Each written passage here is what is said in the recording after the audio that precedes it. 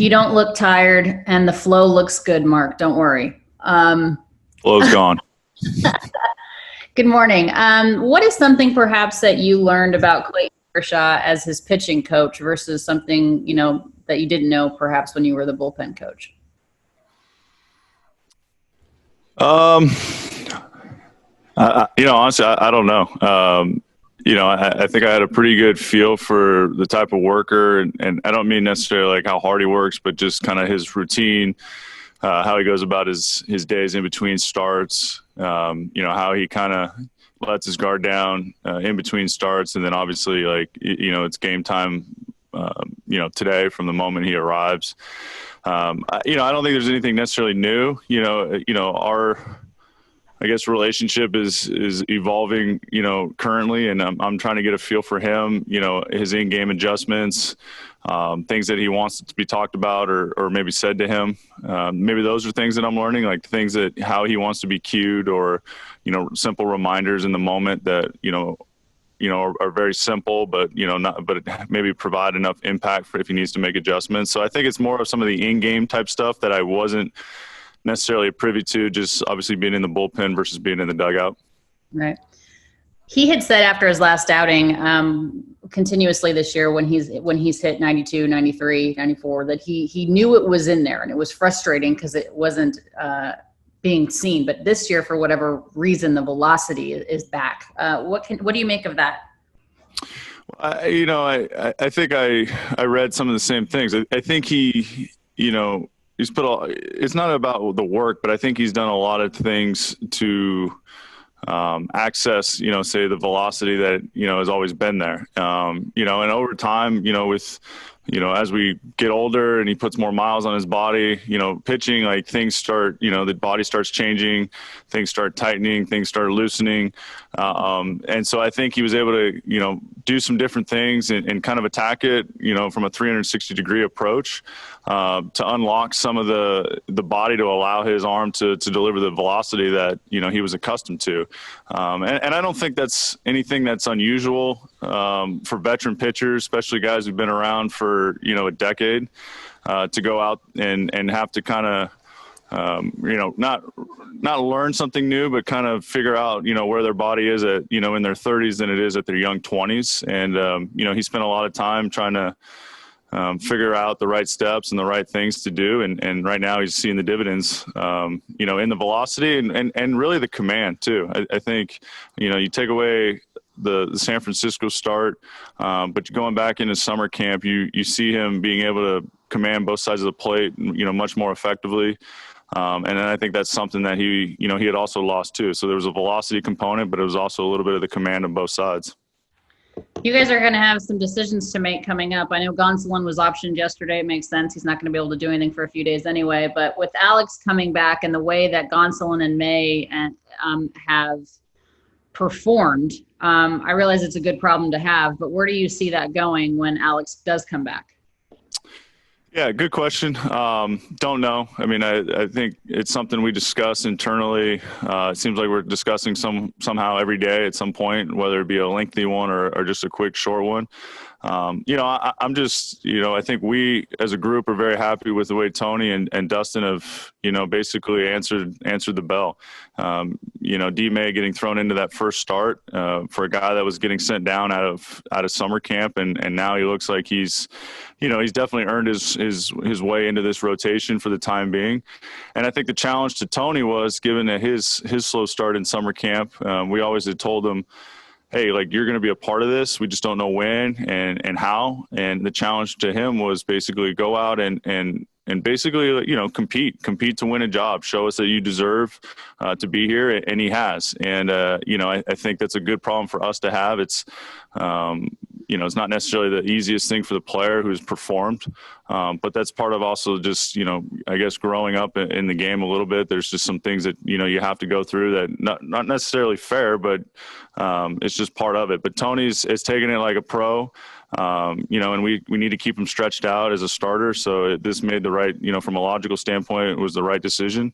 And we expect him back and really to provide a lot of impact for this ball club when his time comes again. Appreciate it, Mark. Thank you. 'No problem.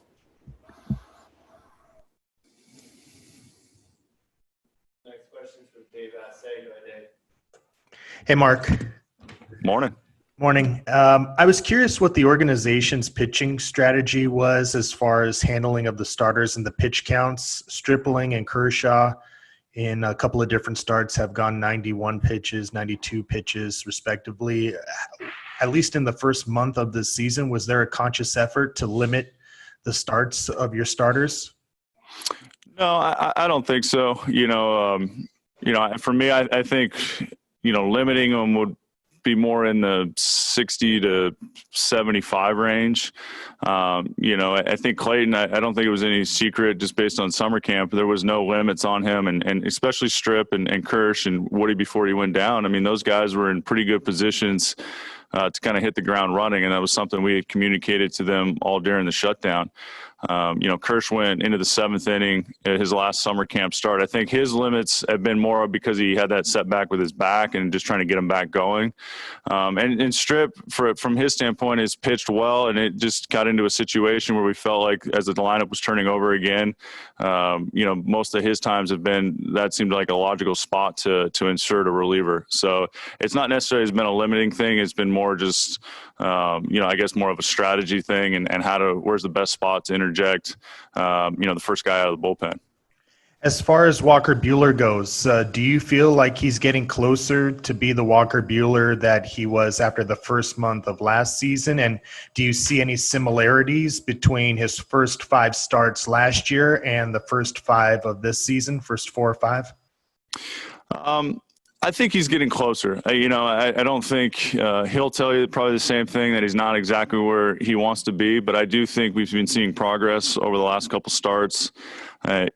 First we started seeing the velocity tick up a couple starts ago. I think last start we saw the command tick up. The breaking ball stuff, the slider and the curveball haven't been there for him yet. And so that's kind of handcuffed him in some situations where he hasn't, he's either wanted to throw it and it hasn't got quite the bite that we needed.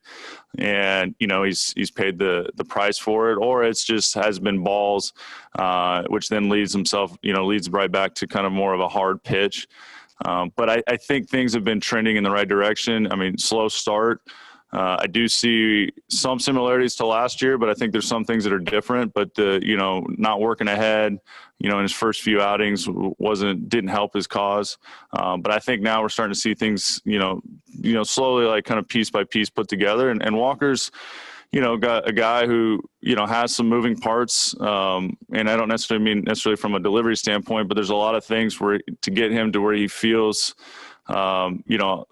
confident in everything. And with a guy who's, featuring, 5+ pitches sometimes to lock all of them in at one time is, those are the games where you see the 15, 16 strikeout game. But I do think we're seeing progress, and the goal for obviously Walker's to get him right, but obviously get him right for the stretch run. So as long as we keep seeing, steps in the right direction, I think we're encouraged. And then obviously Walker will go out and compete and gives us, a great opportunity to win every ball game that he's in. So we still feel very good about that. But he's progressing, not where I think everybody would like it to be right now, but I still think we feel very good about where he's at. Thank you. Next question from Mario Castillo. Go ahead.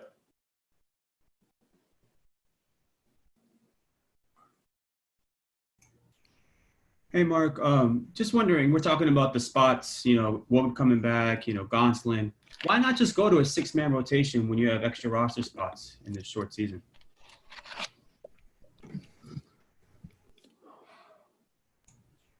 Hello. Oh, there we go. You hear me now? Gotcha. Okay, cool.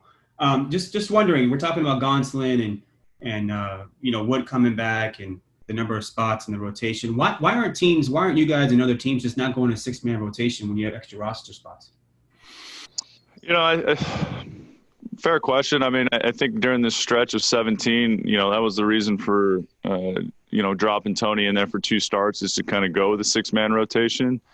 But then after we get out of this 17-game stretch, we got some off days that actually is going to, limit the ability to do that. Where guys, if we went even with our 5-man rotation, guys are going to get pushed in 5-6 days off. We want to keep Kirsch and Walker and those guys kind of somewhat of a normal schedule. But, I mean, that was basically some of the decisions. We didn't feel that we needed to necessarily go to a 6-man rotation at the time being. Does it make sense if your schedule dictates it, like the last 17 games? I think it does. But we felt pretty good about the 5 guys that we have and then taking the extra arms in the bullpen. And we're talking about, Kershaw's velocity. What does a mile per hour and a half, what does that do for him? I mean, like, practically speaking, how does that impact his pitching in any way? I mean, obviously throwing harder is better, but how does that impact him? Yeah. Hard sometimes is good. I think it just gives him some margin for error. I mean, the ball's, when he's throwing, with that extra velocity, it gives him some margin for error in the zone. He does still has the life on the ball through the zone. He still has kind of that rise that gets through the zone.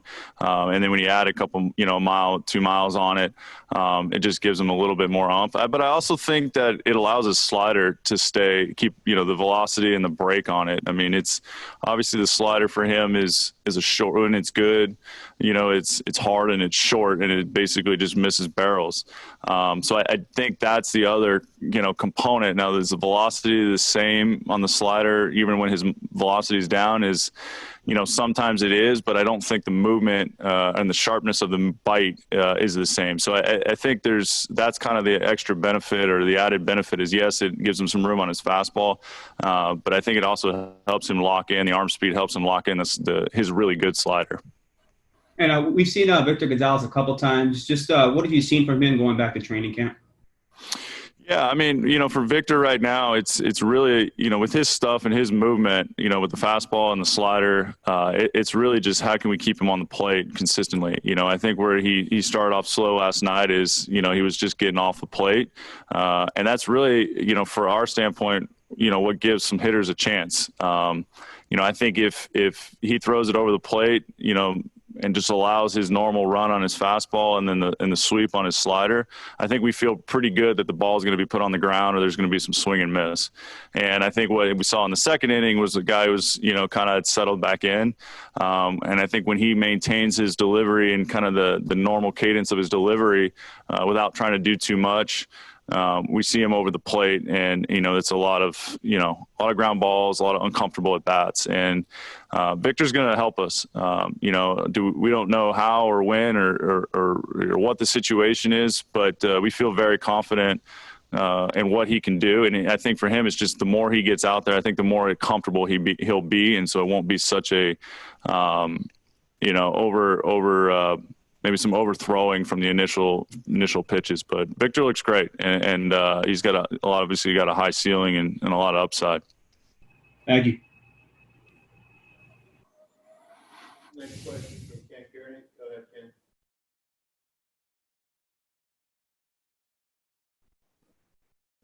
Ken. Mark, the starters in general have been going shorter this year than last year. Do you think that's... Well, now I got you. Okay. The starters have been going shorter this year than at this point last year, this many games through. And I'm just wondering if that's because you've got a younger rotation, a shorter ramp up, or is it just performance related? It broke up. I think you said starts have been short. Is that a performance? Short ramp up, or okay. The fact that you've got younger starters than you had last year? Yeah, I mean, I think there's probably every situation, meaning every game, is probably a different decision. I guess from my perspective, like when we go into starts, I think we're like shooting, for like normal starts, which is like 90 to 100. I don't think we're going to push guys over 100 right now, just because I don't think we need to with the extra arms in the bullpen. I guess some of the times we look at it more from a game standpoint, like how many frames had they pitched? Tony getting in the 7th the other day, and so it was for him. His pitch count was down, but we felt like 7 innings was good enough, and he did his job. And I think that's a little bit more of, maybe the mentality is like, what is that guy's job on that given day? And if we feel like that he's done his job, that's probably when we'll decide to make a decision. Like, I felt awful. Maybe awful is too strong of a word, but, we're conscious of D-May the other day in Anaheim. 4 2/3, we had a decent lead at the time, but obviously against that team, we felt like, we didn't want the situation to unravel where, he lost the next guy, then he's facing, Ohtani and where things can snowball really quickly. We felt like on that day it was a hot day. And so that was like more of a game specific decision, to flip it right there. And again, it was a standpoint where we felt like, knowing who we had in our bullpen and, what was the right place to interject somebody, we felt like that was the time. And so, so again, it's more necessarily it's not necessarily a preconceived, like we're going to keep our starters short from the ramp up standpoint. It's more of, what's the job on that day? Has he done it? And who's next up? And where do we feel like that entry point best suits that person to keep the ball, keep, kind of momentum on our favor and keep it rolling. And you mentioned May in that game. Is it tougher to kind of balance that, a balancing act, and not burning out the bullpen when you've got so many young starters and they're not giving you 6, 7, 8 innings the way like the Maedas and Ryus might have done a year ago? Yeah, no, it's right now it's a delicate, there is definitely a delicate balance, being able to, try to bank, so to speak, 6 innings, give or take an out here or there, is not always the case, because they are young and you don't know from a consistency standpoint.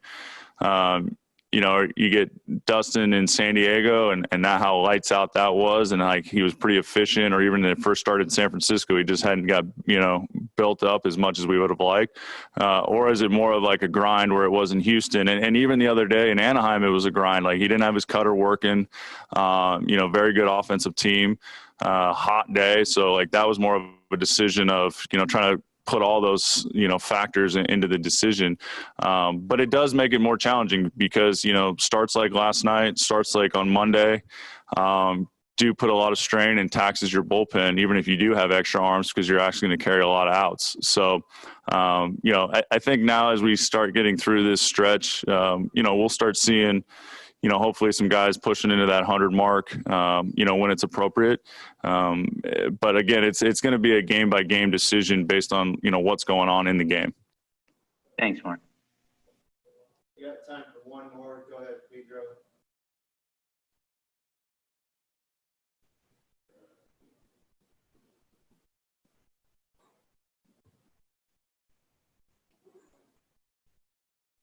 Hey, Mark, can you hear me? Do you have any sense of how hitters' lack of in-game access to video this season has affected your pitching staff, I guess specifically your starters? And are there ways they have or can take advantage of that? Yeah, I think, to be honest, it goes both ways. Obviously I've heard rumblings of the ability not to kind of see where pitches are and, have a good feel of maybe, the movement of what a guy's throwing versus what it says on paper or what they've seen in film. And so I do think like there has been like an impact from that standpoint, but it also is from a pitching standpoint. Like, we have no access either. So it's really hard to see, like, we're relying on our eyes from a dugout, is the pitch in or out. We can kind of tell some vertical stuff, if it's up, if it's down, but it's really hard to say, is the cutter moving? Is the slider moving? Like, is there any, how's the, the sink on a 2-seamer? Like, and so, we're flying blind a little bit there too, and really, trusting what our catchers, and what the feel of the pitcher is at that time. And, I'd say a majority of the time, like, we get pretty good reports, but at other times, like, they're in the heat of the moment. So it's hard for them to completely, like, be impartial to what's going on. So the in-game video has made it a little bit more challenging from that standpoint. And, it's trying to make in-game adjustments without being able to see just the standard TV feed, has been limiting. And it is something that is definitely, forced guys to adjust, coaching staff and players both. Do you think you can correct for it over the rest of the season, or, being 4 weeks in, have you found ways to sort of course correct in games, or do you think it's just sort of, you're going to have to take some occasional L's with your understanding? I think it's both. It's definitely, getting, I guess, our pitchers and our catchers both, like, to make sure they're, hypersensitive to what's going on in the game and being able to, be intuitive, like read and react. I mean, a little bit of it's, I don't want to say it's old school, but there is a little bit of read and react. Like, hey, if something's not working, we're trying to figure out why it's not working in the moment. We got to make an adjustment if it's switching from the game plan. And I thought that's what, like Tony did the other day. I thought Sammy and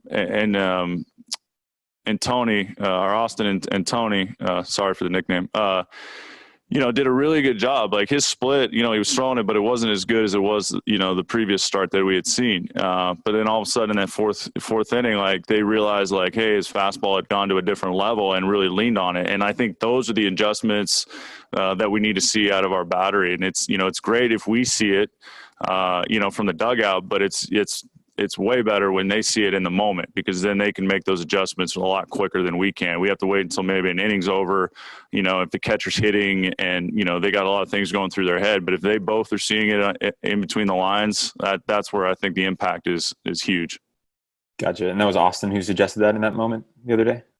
I think it was just, I don't know exactly. I think it was just really Austin being like, wow, that was different. And then all of a sudden they just were like synced up, and those are the moments that, when sometimes it happens in the first, but a lot of times it doesn't happen until the third or fourth where something clicks and they both know it. And they just, started going. I mean, in that one at bat against, I don't know if it was against Long, or somebody, where it was just like he just let it rip, and it was where it was like 96, 97, 98, and it was like just by the guy, and he knew it was coming and he'd let it have it. So that's when it's awesome.